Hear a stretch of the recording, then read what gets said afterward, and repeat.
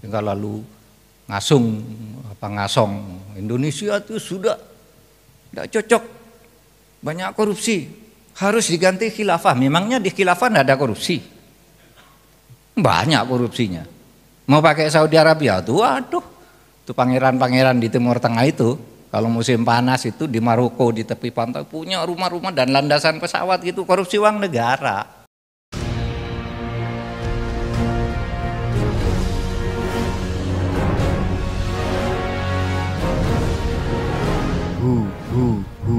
Allah.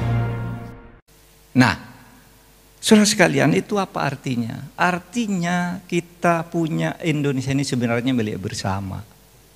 Sehingga faham kebangsaan kita itu jangan faham nyempal seakan-akan Indonesia itu bukan Islam. Indonesia ini Islam. Tidak ada Islam, tidak ada Indonesia ini. Tidak ada umat Islam. Umat Islam tidak setuju gitu. Saya tidak setuju Indonesia. Ulama tidak setuju, tidak ada Indonesia. Tidak merdeka. Buktinya dulu sudah mau merdeka, perdebatan ulama, sidang ditunda karena umat Islam tidak setuju. Saya Pancasila seperti 1 Juni tidak setuju, tutup dulu sidang, masuk umat Islam di situ, lalu ditemulah konsep mitsaqon ghalidho, negara kebangsaan, Pancasila sebagai mitsaqon ghalidho dengan rumah kebangsaan Indonesia. Nah, hadirin sekalian, oleh sebab itu adalah aneh kalau ada yang mengatakan di Indonesia ini terjadi Islamofobi. Mana ada Islamofobi? Saya ingin tanya, ada Islamofobi enggak? Islamofobi itu artinya negara dan pemerintah itu takut kepada Islam, benci kepada Islam. Ini tidak ada kebijakan takut kepada Islam, benci kepada Islam. Yang membuat ini orang Islam semua. Ada Kiai Akil, Kiai Ma'ruf. Kalau ada apa-apa negara, Kiai Akil dengan NU-nya dulu membuat petisi, tetap berpengaruh. Tidak ditakuti.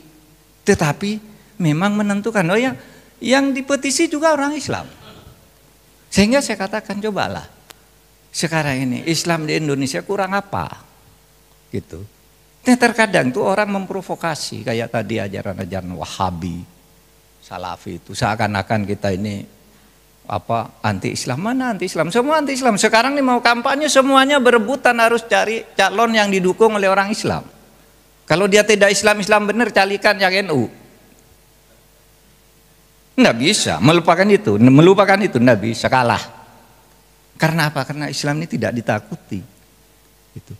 Bahwa ada kebijakan yang tidak sesuai. Nah, itu persoalan pilihan kebijakan, bukan diskriminasi. Dan yang lagi karena tidak kebagian aja kadang-kala. Kalau sudah kebagian masuk kan sama aja, tidak bisa berbuat apa-apa.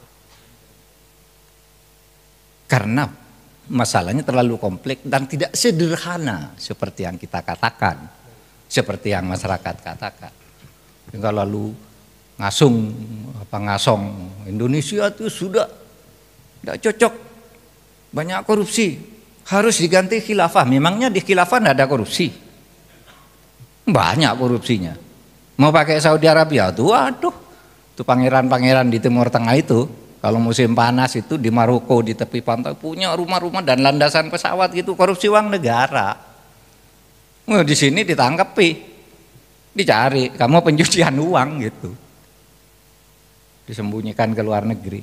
Tapi bahwa belum berhasil, nanti kan yang ngurus orang Islam juga. Jadi saudara, maksud saya, mari di dalam kerangka kebangsaan ini, ya, di dalam kerangka kebangsaan ini jangan sampai itu kita diandu itu pemerintah anti Islam. Bahwa oligarki mungkin, tapi oligarknya orang Islam juga yang menang di dalam kontestasi politik. Oleh sebab itu kata Gus Dur, bangunlah dulu demokrasinya. Kamu nanti akan berkuasa sendiri. Kalau sudah demokrasinya benar, pasti orang Islam yang masuk di situ. Disitulah baru nilai-nilai Islami itu supaya ditambahkan. Nah, coba sekarang betapa Indonesia Islam yang sejuk, damai, yang tidak harus sama dengan Islam di Arab Saudi. Ada yang mengatakan budaya itu haram loh. Saudara, Islam itu berkembang berdasar budaya. Ajarannya sedikit, yang pokok itu pegangi, lalu dikembangkan berdasar budaya-budaya. Saya sering bercerita begini, coba Anda sekarang mumpung bulan puasa sana datang ke Arab Saudi sana. Apa di sana ada imsak gitu? Enggak ada. Karena itu bukan ajaran Islam imsak itu budaya Islam Asia Tenggara, dan itu bagus. Hebat bisa mengembangkan budaya. Kalau puasa kurang 10 menit ingatkan imsak, peringatan. Tapi di Indonesia kadang-kala orang salah, imsak dianggap sudah mulai harus puasa. Enggak, itu peringatan aja. Nanti 10 menit subuh sesudah fajar, jelas garis putih dan hitam di timur itu, di ufuk timur, fajar shidik namanya, baru berhenti makan. Nah tapi di Indonesia kan ada budaya imsak, budaya tadarus sesudah taraweh, budaya sahur keliling. Apa itu salah? Tidak ada tuh di Islam, tidak ada di Arab Saudi. Tapi itulah budaya Islam, al-adah muhakkamah. Sehingga jangan diperbenturkan gitu seakan-akan kita ini tidak Islam. Kadang-kala yang teriak-teriak, kamu tidak Islam, sholatnya telat.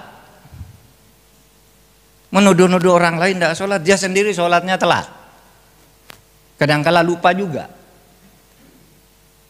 Nah, saudara sekalian, itu yang seperti katakan imsak. Imsak, saudara kalau subuh sholat di Mekah tuh, nggak ada orang begitu selesai adzan subuh, ada yang begitu adzan subuh tuh langsung makan. Imsaknya adzan subuh itu baru mulai makan ada. Coba di masjid itu karena apa? Tradisi, cara menafsirkan di dalam kebutuhan lokal masing-masing. Lalu ketika berkumpul di Mekah itu berkumpul macam-macam cara beribadah yang sifatnya muamalah, bukan akidah uluhiyahnya, bukan soal ketuhanannya, tapi macam-macam. Di Asia Tenggara tuh pakai imsak. Bahkan dulu waktu saya kecil itu teriakan di masjid-masjid, ayuhal ikhwan qad ana waqtul imsak, iyyakum wal akla wal syarba wa ghairu dzalik. Mulai sekarang kamu dilarang makan, minum dan lain-lain. Ini kan salah. Wong 10 menit lagi yang dilarang. Tapi itu dituruti. Kenapa? Oh, ini bagus sebagai tradisi gitu. Halal bihalal. Dari mana tuh halal bihalal? Ya dari Indonesia aja, di sana di Mekah enggak ada halal bihalal. Ya selesai ya selesai. Ya, sama. Jadi saudara sekalian, kayak imsak tadi nih. Kadang-kala nih orang yang salah, anaknya sedang makan gitu, imsak dipukul, berhenti minum gitu. Padahal itu peringatan, itu tradisi Islam Asia Tenggara. Dulu waktu Nabi itu ada beberapa hadis, salah satu diantaranya ketika suatu hari pagi Nabi sedang bersahur di Masjid Nabawi gitu, Bilal, ini waktunya subuh, saya mau adzan, ini sudah subuh, dilarang makan, subuh bukan imsak. Oleh Nabi, Bilal, ntar dulu. Kenapa Nabi? Jangan adzan dulu nih, masih ada orang makan, biar selesai dulu. Jadi enggak serem-serem banget gitu ibadah itu. Yang penting niatnya, lalu syariahnya diikuti. Ya secara tepat, tetapi juga tidak. Kalau hitam putih kayak gitu, ada situasi-situasi tertentu yang harus kita kembangkan. Nah itulah Islam yang dikembangkan di Indonesia, Ahlus Sunnah wal Jamaah. Bertumpu atau dikembangkan, bukan bertumpu, kalau bertumpunya tentu akidah, rukun Islam, rukun iman, itu tumpuannya. Tapi di dalam pelaksanaannya dilaksanakan berdasar dengan kebutuhan budaya. Kesenangan masyarakat. Coba, saudara kurang apa di Indonesia nih kalau pejabat mau mantu, waduh sudah sangat Islami. Dia merasa tidak sah kalau tidak mengundang seorang kiai besar, tidak pakai sholawatan, tidak pakai pengajian, tidak pakai nasihat perkawinan, ngundang kiai yang hebat sekelas Kiai Akil Sirot. Merasa tidak sah, padahal itu di Islamnya sendiri tidak ada nasihat perkawinan, yang ada tuh khutbah nikah. Selesai. Gitu. Tapi Indonesia mengembangkan dengan budaya itu karena Islam di sini bagus. Islam di sini bagus. Nah, tinggal bahwa ada korupsi-korupsi itu penyakit yang harus kita lawan bersama-sama. Itu bukan ajaran Islam. Jangan katakan, loh di Indonesia banyak korupsi. Sekarang diganti khilafah. Loh di masjid aja ada korupsi. Namanya penyakit orang mencuri kotak amal di masjid banyak. Iya kan? Lalu masa Islamnya mau dibubarkan, masjidnya mau dibubarkan. Kalau di Indonesia ada korupsi, masa Pancasilanya yang harus diganti? Gitu. Nah, saudara, itulah saya berharap nih halakoh atau tadarus kebangsaan ini bisa membawa kita untuk menjaga negara ini milik kita, kedepannya ini milik kita.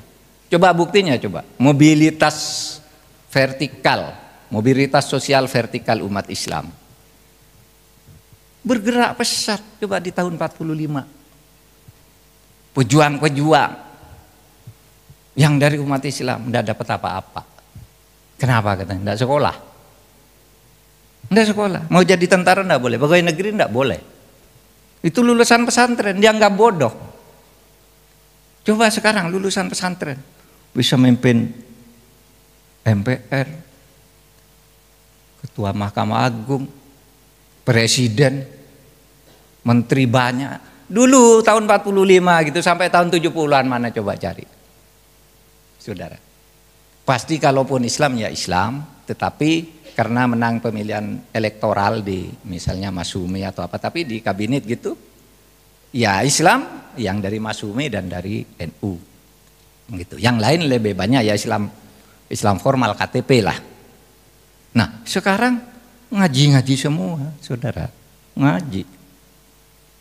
Saya tidak apa, nanti kalau ada orang wah Mahfud ini karena jadi pejabat sekarang muji-muji, enggak, sejak dulu.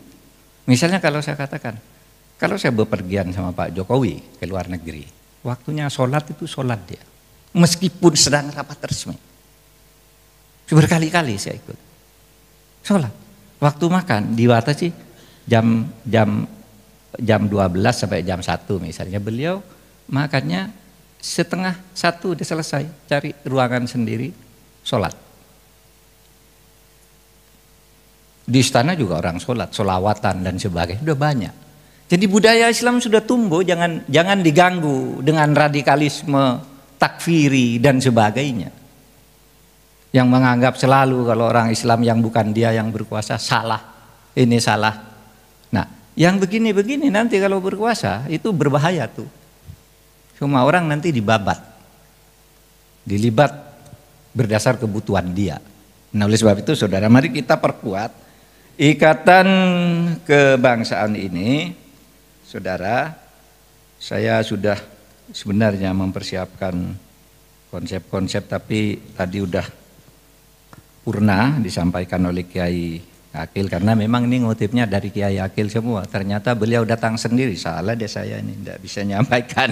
Udah disampaikan oleh sumber aslinya, sudah tidak usah saya baca. Ini saya kutip semua dari beliau.